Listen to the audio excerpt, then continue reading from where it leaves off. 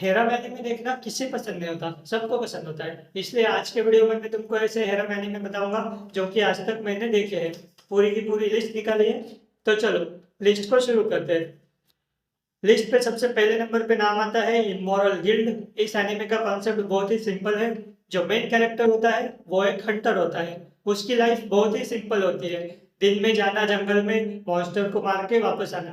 एक दिन उसे रियलाइजेशन होता है कि उसकी जिंदगी बहुत ही ज्यादा बोरिंग है। इसलिए वो अपने बॉस के पास जाता है, उसे सब कुछ बताता है, बोलता है मैं काम छोड़ दूंगा। लेकिन उसकी बॉस बोलती है ठीक है, तुम्हारी जिंदगी में यहीं पे रंगीन कर देती हूँ, तुम्हारी टीम में 4 लड़कियां डाल देती हूँ। तो मेन कैरेक्टर का काम बहुत ही आसान हो जाता है दूसरे दिन से। लेकिन उसे पता चलता है कि जो 4 लड़कियां डाली है उन चारों में से किसी को भी हंटर्स के बारे में कुछ भी नॉलेज नहीं है। सब कुछ उस मेन कैरेक्टर को उनको सिखाना पड़ता है। और इस एनिमे को देख ही रहे हो, तो इस एनिमे का सबसे बड़ा प्लस पॉइंट बताता हूँ। तुमने नारुतो में 106 देखे होंगे, 106। इस एनिमे में 110 है। अगर तुम्हें 110 चेकआउट करना है तो इस एनिमे को जरूर देखना। अब ये वाला क्लिप देखो, मैं किस बारे में बात कर रहा हूँ ये तुम्हें समझ में आ जाएगा।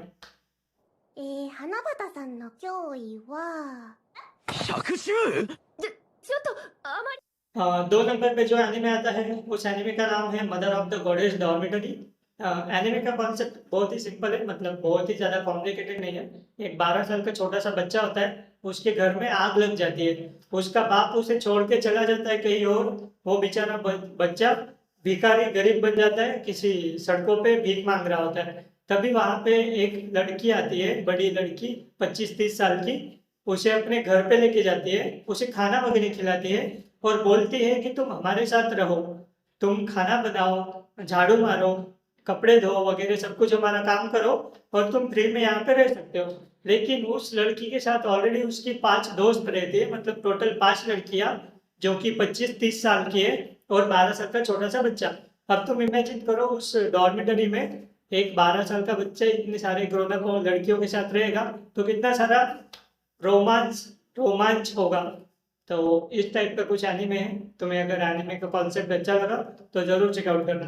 मैं तो बोलता हूँ जरूर चेकआउट करना, एनिमे बहुत ही ज्यादा फनी है। और はい。よろしくね、りょうごくん。और 3 नंबर पे जो एनिमे आता है उसका नाम है no one can live loneliness. Anime का कॉन्सेप्ट एक स्कूल का लड़का, एक दिन उसे उसे क्या करना होता है उसे मोह माया से सब त्याग कर देता है वो मोह माया का। और मॉन्क बनने चला जाता है उनके टाउन के मंदिर में। तो उनके टाउन के मंदिर में वो जैसे ही जाता है मोह माया त्याग करने के लिए, जैसे ही वो दरवाजा खोलता है उसे पता चलता है कि वहां पे 5 लड़कियां रह रही होती है। तो अगर उसे उस मंदिर में रहना है तो उस मंदिर की साफ सफाई करनी पड़ेगी। उस लड़कियों का हाथ, मतलब कामों में हाथ बटाना होगा।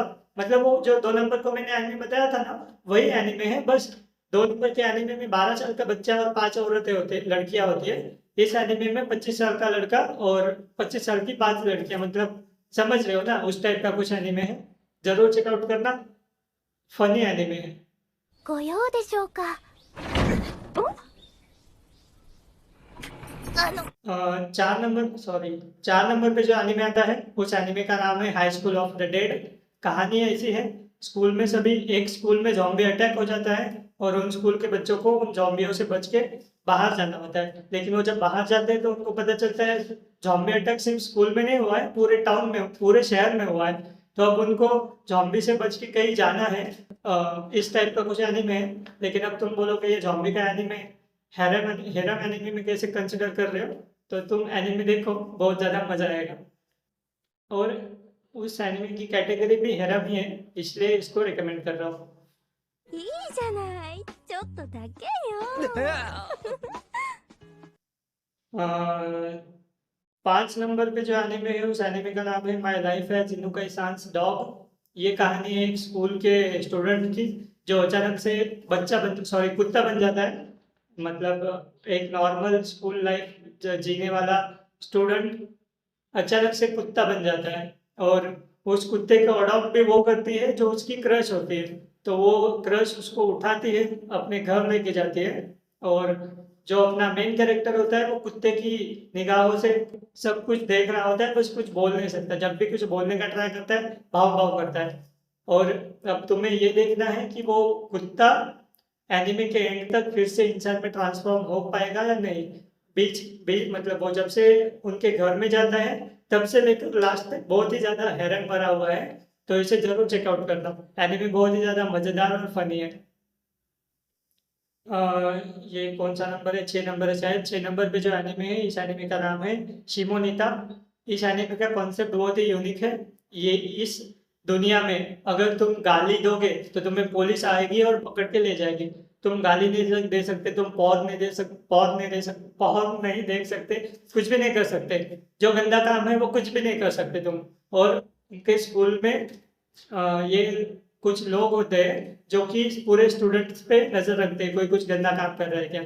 और उसी स्कूल में एक मेन कैरेक्टर होता है जो कि गंदा काम करने वाले ऑर्गेनाइजेशन का हेड होता है। तो काफी ज्यादा फनी एनीमे है। तुम गाली नहीं दे सकते, कुछ भी नहीं कर सकते, कुछ भी नहीं कर सकते। कुछ भी करोगे पुलिस आएगी पकड़ के ले जाएगी। बहुत ही फनी एनीमे है, हंस हंस के पागल हो जाओगे। ये वाला क्लिप देखो, समझ में आ जाएगा। और 7 नंबर पे जो एनीमे आता है उस एनीमे का नाम है हेवंस लॉस्ट प्रॉपर्टी। एक दिन एक स्कूल का स्टूडेंट होता है, वो जंगल में जाता है क्योंकि जंगल में कुछ एक्सप्लोजन वगैरह होता है। वहां पे वो जाता है और देखता है कि ऊपर से एंजल यहाँ पे आके नीचे गिर गई है।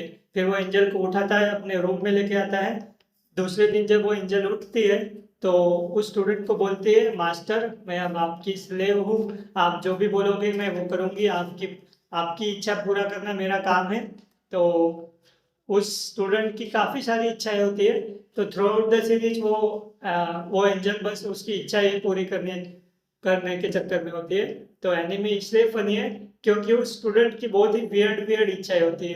कभी उसे नंगा स्कूल में भागना होता है, तो कभी उसके दोस्त के घर उसे जाना होता है, उसको उसके कपड़े चेंज करते हुए देखते हुए। बहुत ही वियर्ड वियर्ड इच्छाएं होती है उस स्टूडेंट की। और वो जो एंजल है वो एक एक करके पूरी करती रहती है बेचारी। 8 नंबर पे जो एनिमे है, इस एनिमे का नाम है रोजारियो प्लस वैम्पायर। एक इंसानी बच्चा जो कि गलती से वैम्पायर्स के स्कूल में चला जाता है। पूरा वहां पे रहता है वो 1-2 दिन। उसके बाद उसे पता चलता है कि यहाँ पर जितने भी स्टूडेंट, टीचर, हेडमास्टर सब है वो सारे के सारे वैम्पायर है, बस वही अकेला इंसान है। अब जब उसे पता चलता है कि ये वैम्पायर का स्कूल है तो उसका ये काम है ना कि स्कूल से भाग जाओ अपने घर। लेकिन वो नहीं भागता क्योंकि उसे वहां पे एक लड़की से प्यार हो जाता है जो कि वो खुद वैम्पायर है। अब वो उसे छोड़ भी नहीं सकता, घर भी नहीं भाग सकता, किसी को बता भी नहीं सकता कि वो एक इंसान है। अब वो वहां पर कैसे सरवाइव करेगा ये देखना बहुत ही ज्यादा इंटरेस्टिंग है। इसलिए इस एनिमे को भी चेकआउट करना। और मुझे लगता है इस तरह से हमारी 8 या 9 लिस्ट होगी। और जो लास्ट एनिमे मुझे बताना था वो तो सबने देखा होगा, जो भी एरम एनिमे के फैन है, हाई स्कूल डीएक्सडी, वो कौन छोड़ेगा। तुमने देखा ही होगा। तो बस आज के लिए इतना ही। अब हम मिलेंगे नेक्स्ट वीडियो में। अगर चैनल पे कोई नया वगैरह आया है तो सब्सक्राइब कर देना। बाय।